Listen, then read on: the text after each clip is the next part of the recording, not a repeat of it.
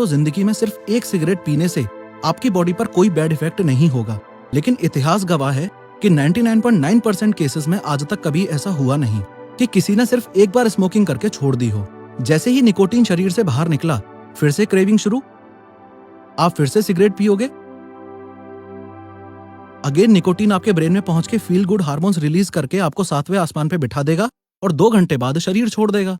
Nicotine की वजह से सिगरेट पीने की ये साइकिल या चेन चलती रहेगी और ऐसे लोग जो एक के बाद एक चेन बना के दिन में 100 सिगरेट्स तक पी जाते हैं, उन्हें ही तो चेन स्मोकर्स बोल दिया जाता है। लेकिन एक एवरेज स्मोकर एक दिन में 10 से 15 सिगरेट्स तो निपटा ही देता है। सिगरेट स्मोकिंग की एनाटॉमी को समझने के बाद अब बारी है ये समझने की कि आखिर कैसे लॉन्ग टाइम तक स्मोकिंग करने से इंसान की जान तक जा सकती है।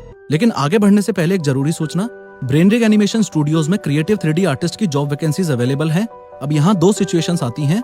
यदि आप ऑलरेडी एक क्रिएटिव 3D आर्टिस्ट हैं तो जल्दी से जल्दी अपने पोर्टफोलियो, डेमो रील्स और रिज्यूमे इस ऑफिशियल आईडी पे मेल कीजिए।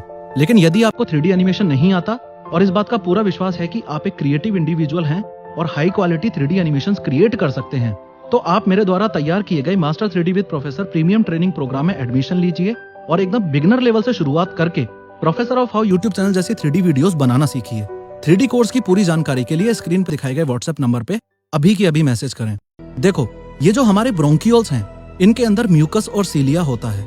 जब हम सांस लेते हैं तो ऑक्सीजन के साथ साथ जर्म्स और डस्ट जैसे हार्मफुल पार्टिकल्स भी हमारी बॉडी में एंटर करते हैं, जो कि आगे बढ़ने से पहले इस म्यूकस में ट्रैप हो जाते हैं। तो ये हेयर लाइक प्रोजेक्शंस, जिन्हें सीलिया बोला जाता है, ये इन हार्मफुल पार्टिकल्स को हमारी बॉडी से बाहर फेंकने में हेल्प करते हैं। लेकिन